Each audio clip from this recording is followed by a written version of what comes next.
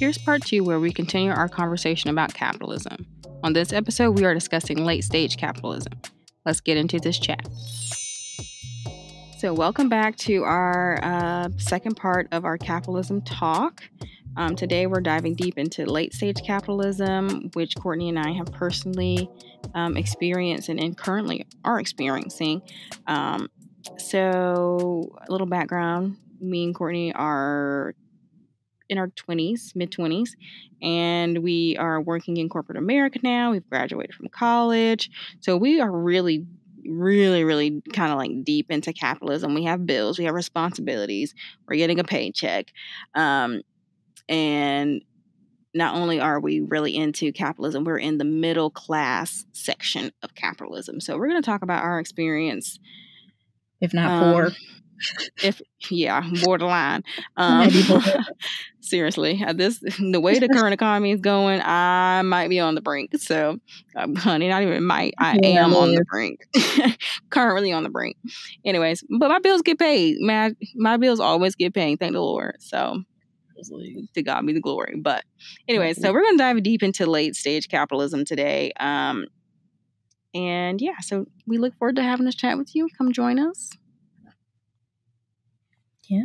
All right. So first thing we're going to talk about are boom and bust cycles. So that is basically the process of economic expansion and contraction that occurs repeatedly. This cycle is a key characteristic of capitalistic economies and sometimes synonymous with the business cycle. So we're not going to go deep into the business cycle because all you really need to understand is the boom and the bust. So basically that's when you have your booms are when you're having really good economic and capital, you're gaining high amounts of capital. People are buying things, people are spending, people are really feeding into these businesses, getting a profit, right? While your bust is when that kind of just fades out, aka like a recession. So that's really what you need to get from that. That's that. Did you want to add anything to that, Courtney? Yeah, well, I'll expand a little bit on what a bust is. So a bust is when people are no longer investing. People are like, probably saving more. Mm-hmm. People are taking, people are not go out and spending the same way that they would be during a boom, because sometimes there's like psychologically just less trust in the economic system.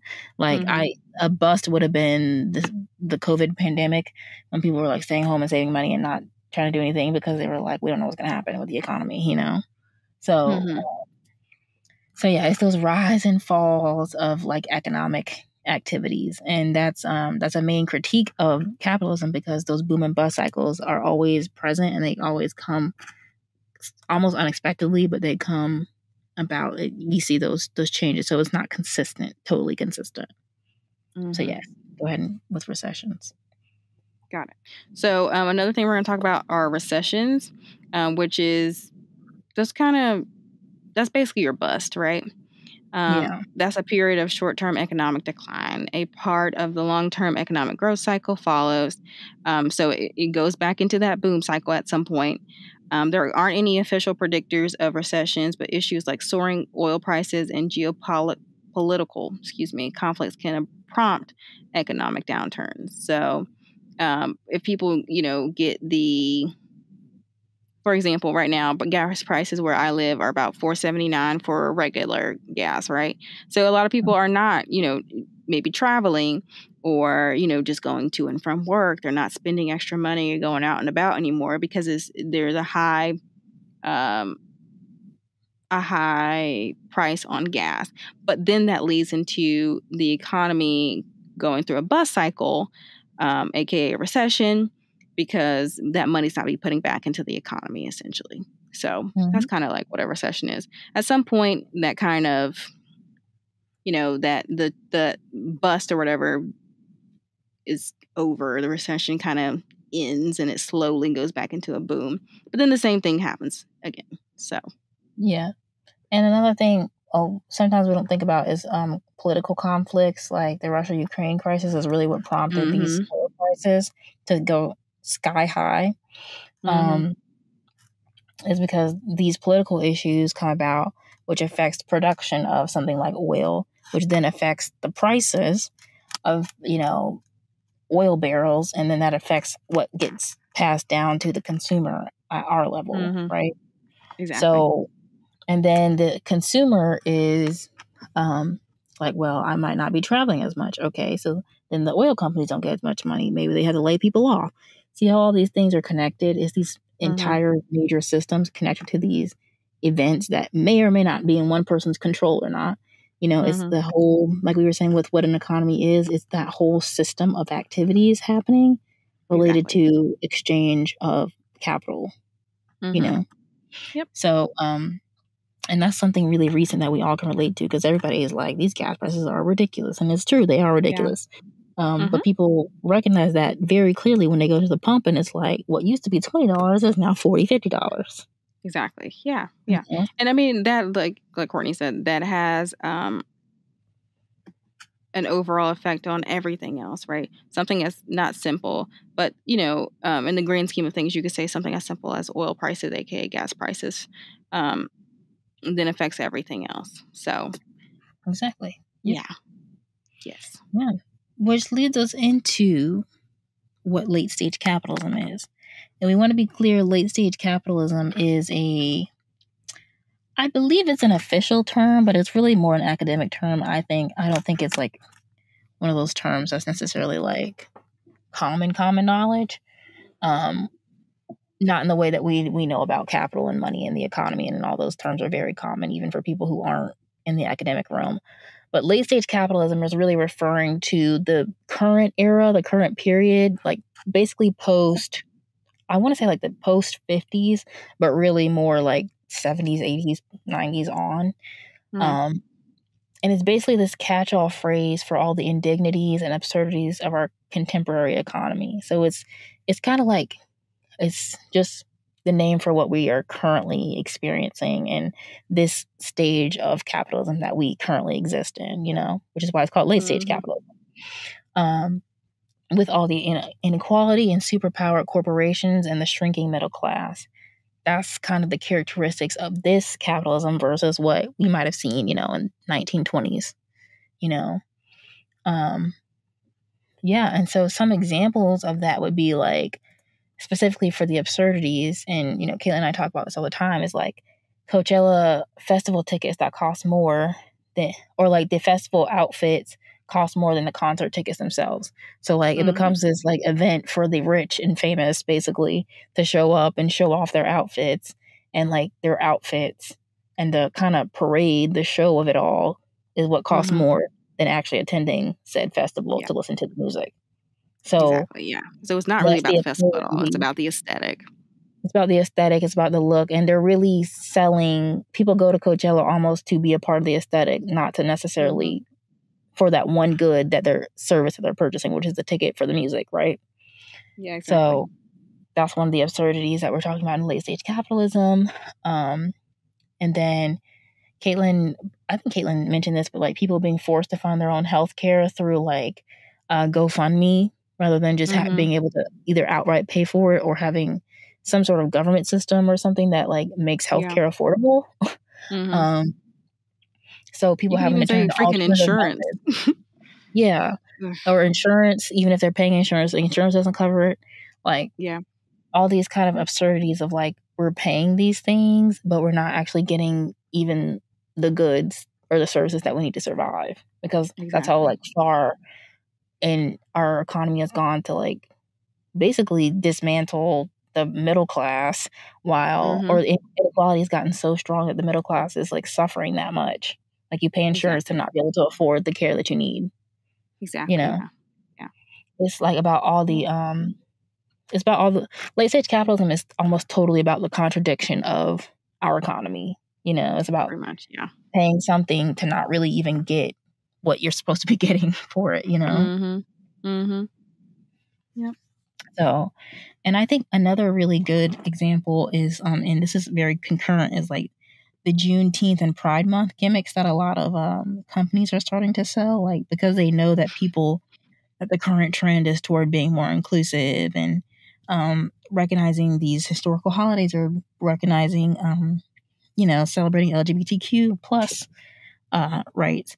So companies are starting to sell market products to that for that event or for that like for something that's really a social issue. They're trying to market to social issues because they know for the younger generations it's quote profitable to be like they think they can make money off of Pride Month or Juneteenth. That's another absurdity because it's like something that's actually real. Like there's a real experience behind Juneteenth and ancestors of slaves and then same thing with Pride Month. There's a real experience to being somebody who's marginalized because of your sexuality or your gender orientation. There's a real experience. A good one for the Juneteenth. A good example for the Juneteenth thing is Walmart released this ice cream, a Juneteenth ice cream, and people were not having it. Yeah, and it's just so clearly a gimmick. It's so clearly just like absurd because it's like you're trying to profit off of like slavery ancestry and slavery, like, and it's actually disgusting. Like, yeah. And I saw another one for Pride Month where Burger King was doing like 2 top buns or 2 bottom buns for their burgers. Oh my God. And like that's not even classy. Like, come on. I know, right? It's like not even clever. Like, if you're gonna be absurd, be clever, right? Yeah. But they're not even clever. Like, they're just very clearly trying to like make $1. And that's what late-stage capitalism is like it's about the absurdities. It's like we've made every other profit we could possibly have made, but now let's just start doing whatever we can, whatever's left, making things up, seriously, to make money. Yeah, when I think about late-stage capitalism, to me, at this point, it becomes, it's just exploitative, right? It's what can I do to just make sure I'm winning or whatever, but at the cost of any and everything. So that's where we're at, I feel like, in late-stage capitalism. It's all about exploitation. Yeah, exactly. Put a price tag. Even like me and Courtney were kind of having a little conversation yesterday, or the other day, excuse me. And we were talking about even like you could say the Kardashians are a huge component in late stage capitalism because what are they selling? They're not selling anything. They're selling quote unquote themselves. Now they have businesses and stuff like that where they're selling an actual product, but they're not selling anything at all. They're selling people will do whatever. Aesthetic. Yeah, like I guess you could say an aesthetic, but there's even no price on that. Exactly. You know what I mean? Like the aesthetic itself. So it's like, what are you selling? I think they somehow they're millionaires. They're billionaires. Yes. So yeah. Yeah. I think reality TV and the Kardashians are interesting because they are products of late stage capitalism, and it's so like alien almost to us because like we were saying, what are they selling? There is no direct product. I mean, they have a product now that they're selling, but it's only as a result of having gained this fame and this wealth because of the aesthetic that they were selling. So they've been selling to us a look, a lifestyle, a way of being, basically, via their television show, via their like, I guess, entertainment or whatever. Yeah. They've sold that to us, and people are investing in them because of the lifestyle that they live, which is, some would say it's ingenious, others would say it's just absolutely absurd. I think it's absurdly. I think it's absurdly genius. Yeah, I think it's like it's so absurd and like almost obnoxious. Because let's be honest, those who are consuming this type of television and really into their lives and stuff like that, you most likely won't have the things that they have. Unfortunately, especially on the type of wealth that they now have, right? Because we just, especially in the middle class and or the lower class, we just don't have the access. You know, they did come from a family that was a little more, well, they were wealthy. Let's be honest, they were wealthy, so they had the money to just play around and do the things that they do to now have the wealth and to play around with these aesthetics and make money off of it. But you know, people like me and Courtney, we don't have that. Yeah. So it's genius because somebody was able to make money off of that. When it's just like them putting on clothes, looking a certain type of way, like you know what I mean. If you can make money off of just appearing, that's actually genius. That's almost little to no work. Yeah, it's a very high profit margin for like low for little investment. work. Low investment, get high return. Yeah, I mean, granted, they had to build a name for themselves, and maybe that took time. But once their brand was built, and they built a brand, that's when they started making businesses and actually making product, and using capital to invest in a product which they were selling to the public. But it was only they needed that years to do. First. Yeah, it took them. It easily took them probably 10 years to do that, to build the name. But they built the name, they built the look, they built the aesthetic of their lifestyle, and people. I would venture to say people don't buy Kylie's makeup because it's just the best makeup on the market. Yeah, I mean, maybe it's cute, but I think they buy it because Kylie's selling it. Exactly. That's the absurdity of it all. Is like, it's not really, it's not like competition in the way that capitalism normally works, of like who has the best, most innovative product or whatever. People are buying things now because so and so, because it's tied to this person. Yeah, they're buying almost like buying the person, not buying the person physically, but they're buying something attached to that person. Yep, and let's be honest, that's why a lot of YouTubers are even successful. They're selling something of another company's, kind of like the Kardashians are doing, right? They're get these products, right, and then they're selling it to their audience so that you then buy it and make this company money. Obviously, they can make a deal or whatever too, but it's the same thing. They're selling basically this aesthetic or this lifestyle for you to then go spend your money on this so that you can have the same lifestyle. And I use lifestyle in quotations because I doubt you'll ever have that lifestyle. I wouldn't say doubt because I hate to be like, oh, you can't have that, because I definitely think anybody can have it if they want that. But the chances of us getting to, the points that they are at, it can be slim. So, but same thing. They're selling this aesthetic, this lifestyle that we, might not ever have. But you're constantly trying to act like you do or achieve it, right? That's why the Kardashians are so interesting to me, because they represent so much about capitalism, about consumerism, and they're so absolutely blind to it. They just like do this stuff and don't think about it.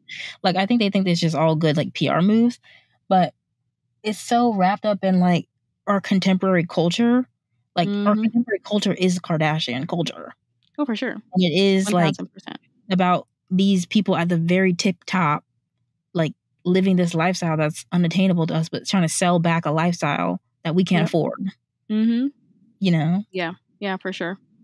Yeah, it's definitely an odd, genius idea. Kudos to Kris Jenner, because who would have thought of that? Exactly. Who would have thought of that? And they're so like, it's like exploitive, yes, but on the other hand, it's so like bizarre. Yeah. Like I don't think anybody has been able to achieve the level of success that they have for just living a certain lifestyle. Like, even Beyonce is really famous, but like she has a service that she provides. She's an artist and a musician and entertainer. Same thing with like Oprah, or even like you can even product on some level. What do you say? There's like a product from them. There's like a service or something they provide, but the Kardashians built their reputation before they had a product. Which is that's they're different. Selling their reputation almost more than they're selling the product. And normally you have a product and then you get the reputation, but they're like backwards. And it's like, which is why they have been able to create their brand 10 years later and have the sales that they have. It's because they created that brand first, or not their brand. They created this look, this aesthetic first, being that they are the brand, themselves are the brand, then created a business, and now they, get the profits from that. But I think if it would have been the other way, they would not be. I don't think it would have went as well, for sure. Yeah, I agree with that too. I don't think the Kardashians, because there would have been too much competition for a little known, not really interesting group of people. But they made themselves a spectacle first, which is a good I'll get back to that. They made themselves a spectacle, which then made people invest in them. Yeah, for It's sure. weird. Yeah. I mean, maybe that's just a new frontier. Like maybe that's just a form of late stage capitalism. Maybe. Because what late stage capitalism is falls under postmodernism, and I'll explain a little bit about that later. But basically, it's the spectacle or image society. So it's also called media capitalism, where basically media and representations influence how we, as consumers, and how we interact in our economy. So it's about the image, it's about the spectacle of things. And then, like, once you think about that, but someone like the Kardashians has been brewing for I don't know how many years, because like if late stage capitalism has been going on since the 70s, 80s, whatever, when TV became really big and all of, everybody's got a TV in their home, if not multiple TVs in their home since that time, then we are constantly being fed images about our society all the time. Media becomes our culture, right? So the media is selling things back to us all the time. And I think that other people have tried to do it and have been very unsuccessful as well. Yeah, I think some people have tried. I just think the Kardashians have been a long time in the making. Like nobody's been able to reach that level that they have. Other people have tried in small levels. Like I think the predecessor was the closest was Paris Hilton, probably. Yeah. To like a Kim Kardashian, where they built the reputation, they built the look, and then sold a product. But yeah, but I think the difference is like Paris Hilton. I don't think she really wanted that. She was legit trying to live her life. Too. Maybe she never really wanted that, but I think I guess Paris Hilton had like some sort of check. The Kardashians, in my opinion, have just gone unchecked. They're just like little They're like little monsters, like hot little monsters who've just gone on and on for like forever, like continuing to gain fame and fortune and money, and like that's what they run off of. True. Yeah. It's really interesting. I think someone should maybe I'll do it, like write an essay on like how the Kardashians just encapsulate everything late stage capitalism and postmodernism. Because to me, they just are that. That's what they represent totally. Yeah, it's pretty interesting. Yeah. I think more people are becoming more critical of them now since they've just been in our faces for so long. But before it was just like keeping up with Kardashians and everybody was with it. Yeah. Yeah, I think like people really didn't like question it too much. Just because it was something like new, great, grand. I think people now question it more because people are more I think let me say this first. I think our generation is now older. And you understand more about what's going on here, right? And so it's no longer appealing. It's like, now I first of all, we don't have time to watch Kardashians all day. And we see generations after us watching this stuff, and that's all they want is to be a Kim Kardashian. And you're like, whoa, let's dissect this. Like, why does said kid want to be this, aspire to be this? And then, you kind of like critically think about it or whatever. And even from your experience, like, don't get me wrong, did I watch the Kardashians as a child? Yeah, but it wasn't like I didn't ever want to be them. It was just like entertainment. It was like reality TV, right? To another degree, oddly. But kids today is different. Like, that definitely made me think about it on a deeper level. What about you? Yeah, I think, like you were saying, kids today or younger people today, they don't know what the world really looked like before the Kardashians. Like, we had a little bit of a semblance of what the world was, but like, all they know is this. This is their like, their pinpoint hit girl. Like, you know what I mean? It is their baseline. So I can see how they could aspire to that, because they're winning, they're succeeding, like they're the top of the game. But I think even as those kids get older, and even as the Kardashians get older, it'll be like, okay, now what is this? What really is this? Definitely, I think so. Because they're just almost like a phenomenon to me. Like, they're bizarre, but interesting in the same way. Like, they just it's interesting that they've been able to rise to the level that they've been able to rise to, because most people who exist in that reality TV space don't make it past season 4 or 5. Oh yeah. Yeah, definitely not. for their show to end and then make another deal, that to me that was mind blowing. Because like Yeah. first of all, I guess kids are still interested in it, but like me personally, I'm like, when I first saw it, they were on Hulu. I was like, who's interested in them? Like, people still care, but I mean, I guess kids do. So Yeah. I mean, it just speaks to where we're at, like in our world today. Is like we're so far into, like I was saying, the spectacle or image society, where the image is kind of king. Like they're selling just an image, and when you invest in the image, you'll pull out your pocketbook to purchase something that's gonna, quote, make you look like the image. Yeah, for sure. Or make you ideal, or you're gonna move towards that image. If that's all if the image is kind of controlling how we, what we think, what we buy, how we behave, For sure. And they've been able to really gain control of what the image is, especially for women and young girls. Oh yeah. They are the image. Yeah, for sure. I can tell you, especially where I'm living now, like how many BBLs I see on the street, or how many women I see with lip fillers, or like whatever. Crazy. And I'm like, it wasn't cool when it was just Black women who looked like that. It didn't become cool until it was an image that was created by somebody else, i.e. the Kardashians. You know what I mean? AKA appropriation. Yeah, and that's another thing too, is like we can get into how even that is rooted in Black American bodies. Same way we were talking about in the earlier episode, like capitalism goes back to classical capitalism goes back to slavery, enslavement of Black people in America. And then the Kardashians goes back to what? Black bodies, copying Black bodies. Yep. Take culturally stealing the image is a Black body, a Black body on a white woman.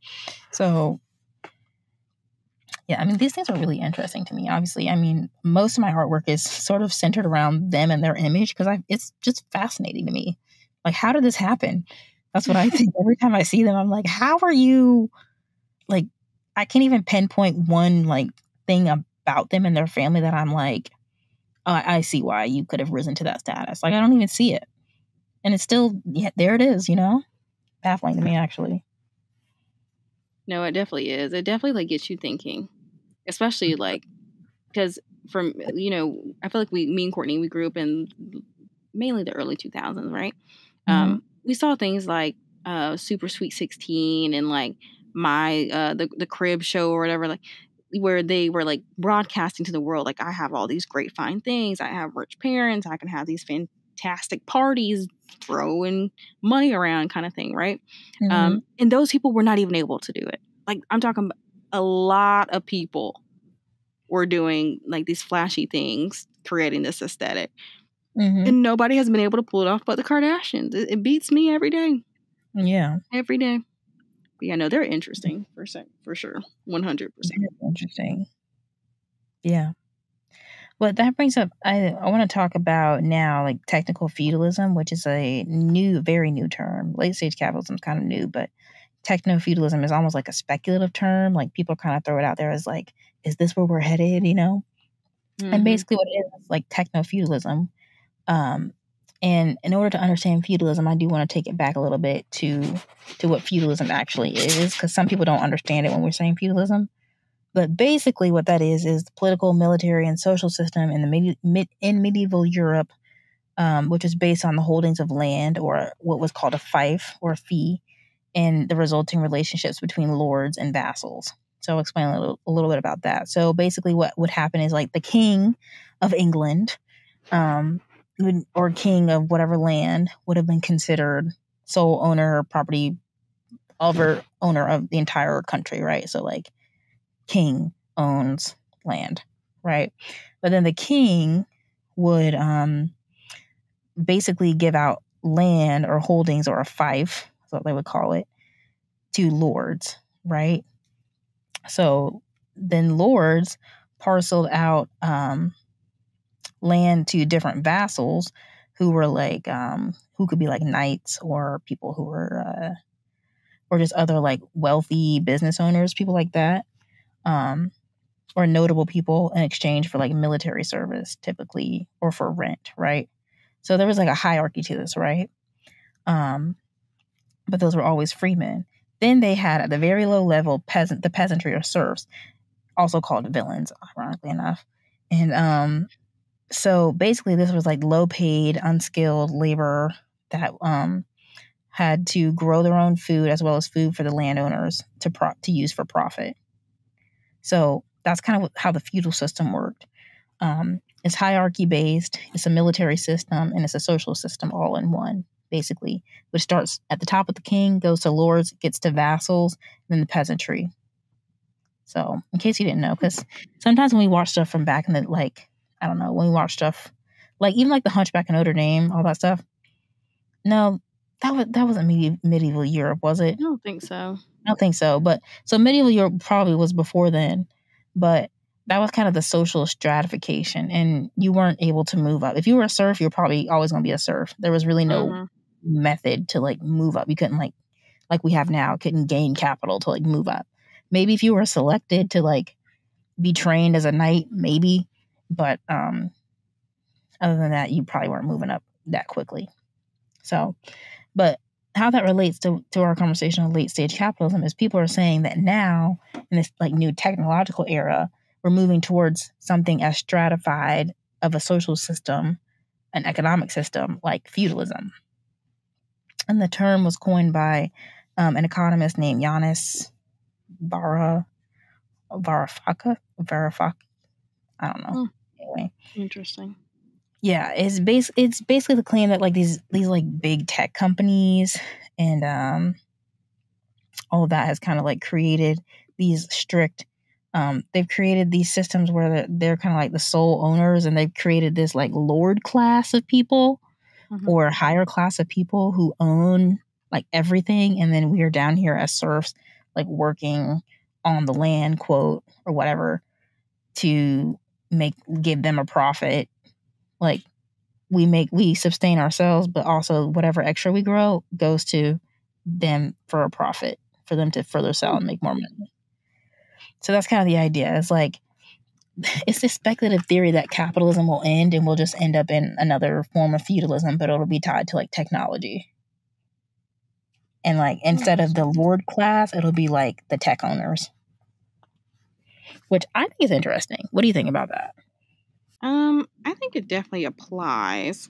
Well, I mean, those concepts are kind of like one and the same.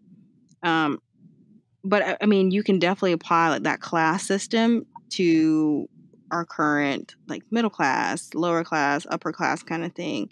And there really isn't much movement between those three at this point. You may have the opportunity to become rich or whatever by like rapping, sports, whatever the case may be. But to me, there's not much movement in between that. Like I said earlier, there was a statistic saying that it's pretty difficult to rise to the top 20% in America, which goes to show that there's not much movement between those three classes, right? On top of just like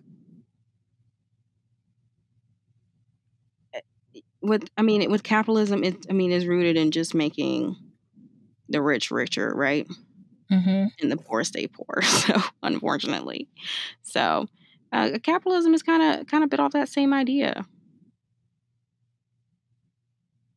Yeah, I mean, I think our society is moving towards just more and more inequality, which creates, at the very least, the illusion of these really stratified societies where it can look like serfdom, or it can look like technical feudalism, because we're getting to the point where, like you said, it is really hard to attain wealth, or even to some degree a decent living. Yeah. So I think at the very least it gives the illusion that we're moving in that direction, because inequality has become so apparent.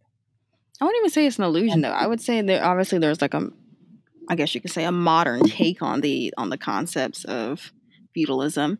It's not going to look exactly the same, but in a modern version, essentially, you have your lower class, which is your peasantry serfs, right? AKA your villains, which your lower class is oftentimes demonized and doing the work for your upper class, so like your lords and your kings and stuff like that. While your middle class is sustaining all of that because they're the working class. So it's the same thing, in my opinion. Yeah. I mean, it definitely, I think this theory is interesting because it's like, I feel like we're like almost on the cusp of something like this. Like, people are getting really fed up with the way that our current system is working because it's not working for the vast majority of people, actually, or it's getting much, much harder to work with. So it feels like we're on the cusp of something, a major shift that has to happen in order to make things more equitable for the average person. You know? Yeah. And like, who just isn't something like feudalism in a way. Exactly. Yeah, that's where I'm at. Like, who's to say this already isn't? It's just a modern like take on it. Right. I actually just read something. This is interesting. They said, anyone who says to me that universal basic income means people will not be motivated to work, I say, what? Zuckerberg has billions and he works day and night, you know? The rich never say this about their kids. They never say, oh no, he shouldn't have a trust fund.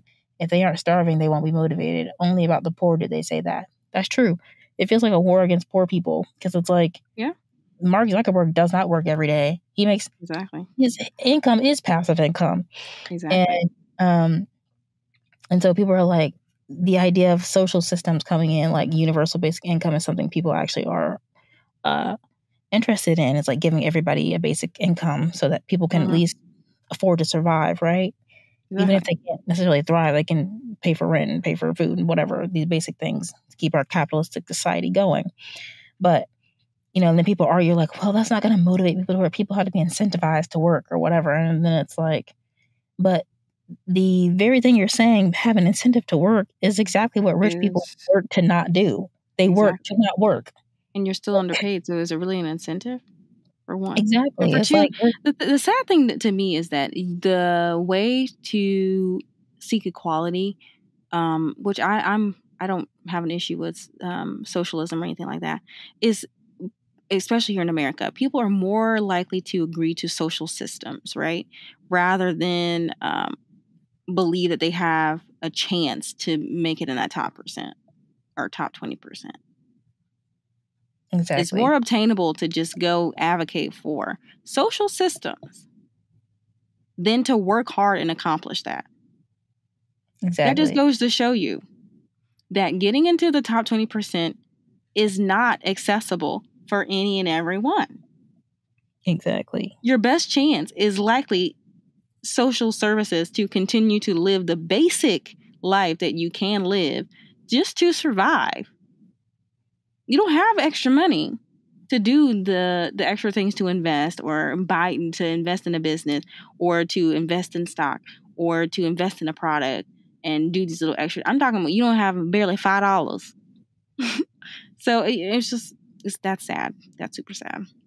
While America is, built upon, everybody has the ability to be, a part of this top 20%, when really it's like an all exclusive club here that nobody really can penetrate unless you do something radical or you're jumping on a bandwagon or you're the Kardashians. Exploiting others. Well, I think that's what makes it feel like feudalistic is it's this very top percent. It's like a percentage based like social stratification. It's like there's this top 1-2% or however many who really have the wealth, who have the money, control. And then there's like the middle percentage, which is probably the majority of us. And then there's like the bottom tier, the poor, working class and then poor. And so it feels very stratified. It is. And it makes it like there's these people at the top who own everything that we down at the bottom are working essentially the land on. And whatever profits come of our labor go to the people at the very top. Exactly. The rich keeps getting richer and the poor just stay poor. Stay poor and the working class get like squeezed out. Exactly. Exactly. And then the thing with that is, the upper class needs the lower class to essentially stay ignorant, stay dumb, stay uneducated, and not want more in order for them to continue to profit. It's back to that idea of slavery of, they need cheap labor, those who are uneducated, who don't quote unquote want anything out of life, those who are not innovative, those who are not critically thinking, those who are not going to like college, for example. To work these jobs so that they can continue to stay rich. Mm-hmm. But then so what do you think tell about... me this is not feudalism? Well, and that's what they're calling like techno-feudalism. And they're saying with companies like Facebook and Amazon who own so much of like the technology space, and then not even technology space, but they own so much of like, those are big companies that people invest in too. So people own like shares of these companies and stuff. Mm-hmm. So they own so much of like the space and the systems that we live in now that it feels like feudalism, like in a technologically advanced form of feudalism. It's not just us picking the barley like they were doing in like England or whatever they were doing in the Middle Ages. Picking the barley, honey. Like, well, that's what they were doing. Have that back then.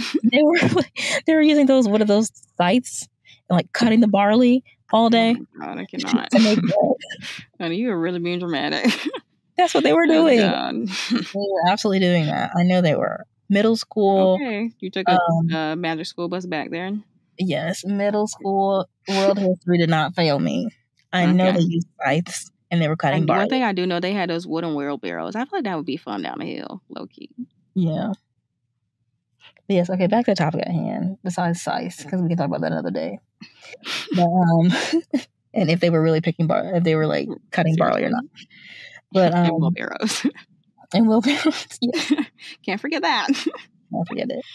But yeah, so I see us moving more and more towards that, and people don't want to recognize it as that because they still think, well, there's that running narrative out there that you can just bootstrap your way to success. You can bootstrap your way to, wealth.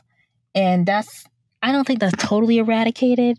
I just think the methods that we have to get to wealth are so in the hands of a few and in the hands of the privileged that it makes it hard for people, at the bottom to really move up or move out of their status. Sure.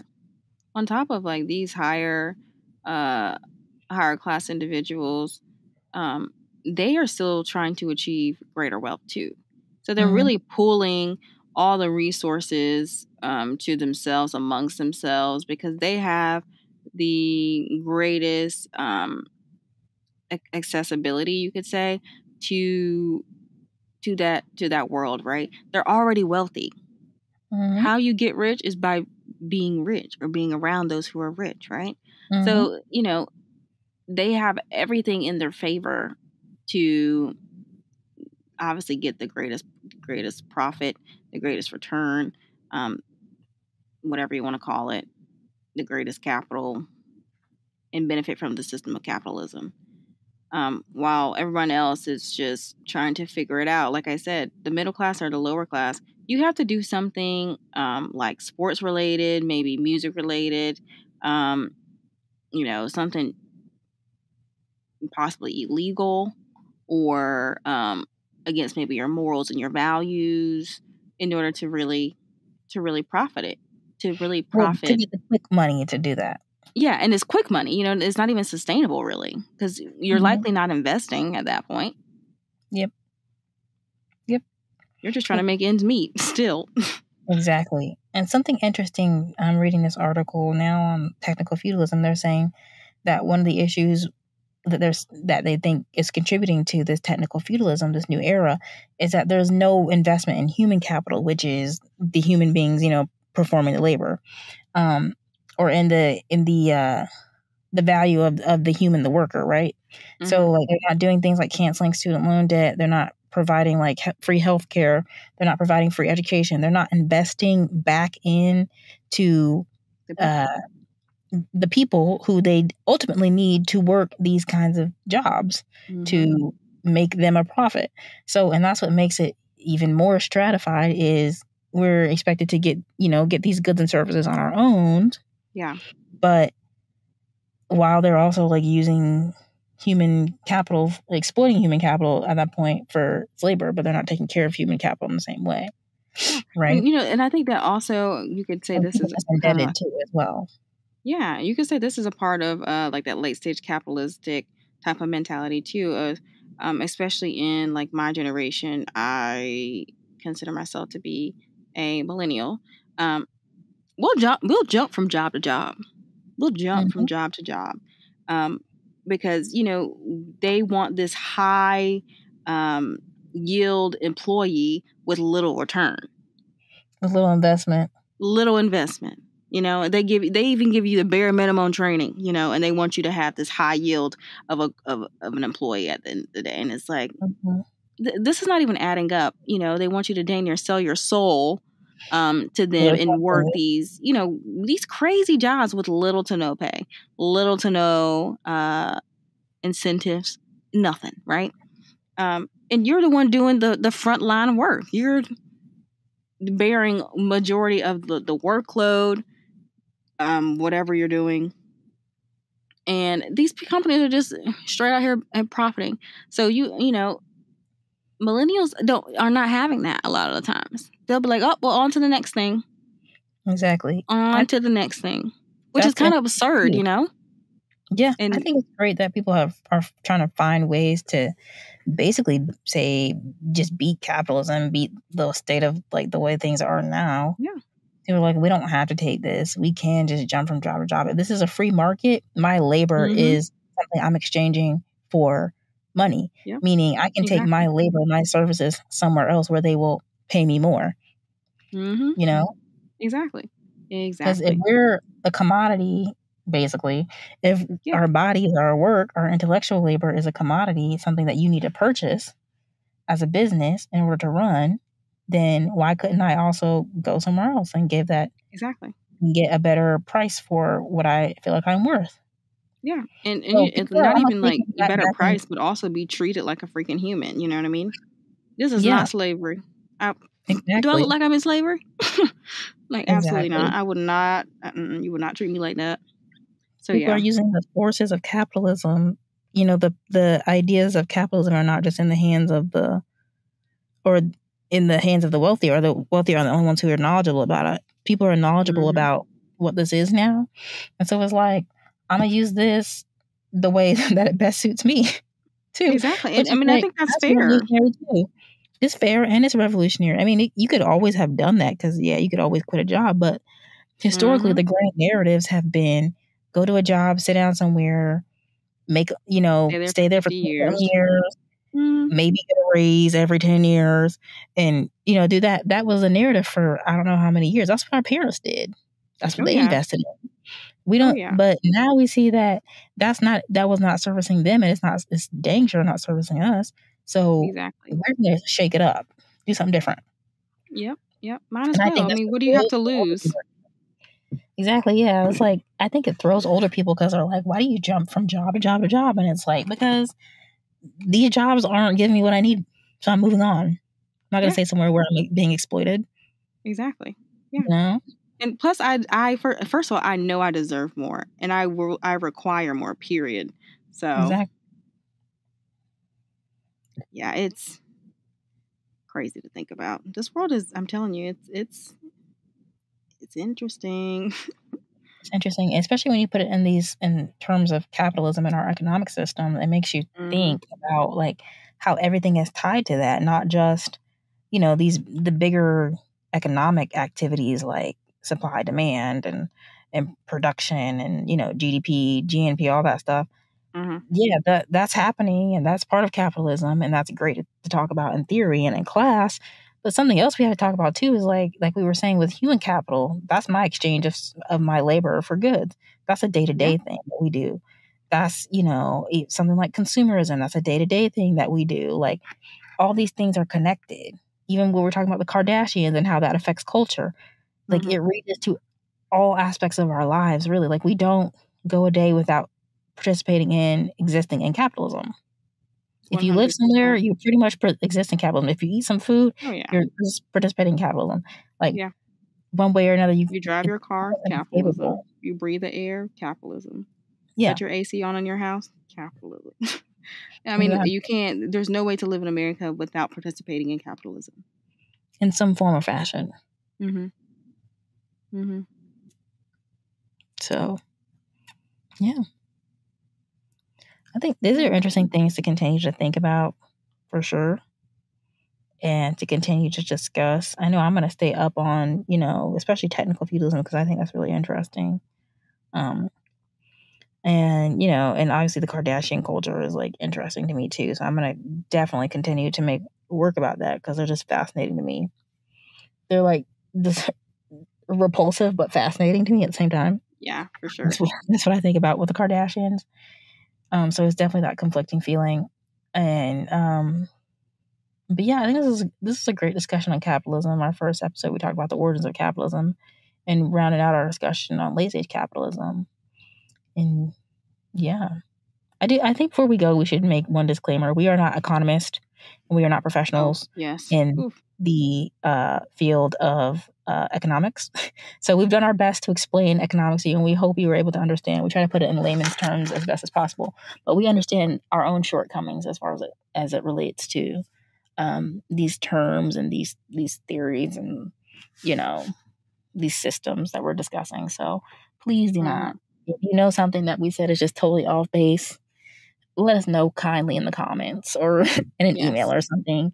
Yeah. Don't be like, well, she said blah, blah, blah. Like, okay, if you are, the next, who's a really famous, Keyes, John Maynard Keyes or whatever. I'm probably saying his name wrong. The big economist. If that's you, that's great. Let us know when you publish your next award-winning,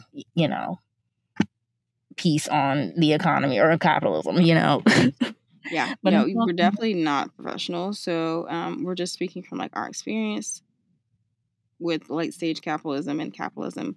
If you already watched the first episode, so you take it with a grain of salt. But we're like on the consumer side of things, right? Not actual economists or I don't know what you call it, but people who specialize in learning the theories of capitalism and how to practice capitalism and all those theories and whatnot. So don't come at us. Don't do it. We're just innocent bystanders. All right? Exactly. We're commenting on the world that we live in. Exactly. But I think it's good that we comment from our perspective too, because like we are a part of it. Like 100%. We have to participate in it. And so it affects how we live. So like we do have something to say about it. Oh, 100%. No, I'll never not talk about it because I think it's obviously our point of view is relevant, it's being that we are not a part of that 20% of the upper class. So our experience is obviously going to be vastly different as far as capitalism is concerned because we're not benefiting really from it other than just like our day-to-day life is paid for. But we don't reap the true benefits of capitalism. So exactly. Yeah, but thanks for joining us in our chat. We really enjoyed it. Make sure you watch the first part of this episode where we kind of dive deep into the history of capitalism. And yeah, thanks for listening, getting our take on late stage capitalism. Thanks for listening, guys, and be sure to tune in for another episode next Friday. As always, we're looking forward to talking to you guys and discussing things that are going on in our world or just concepts that we've been thinking about recently. So we'll talk to you guys we'll see you guys in the next one. Bye, guys. Bye.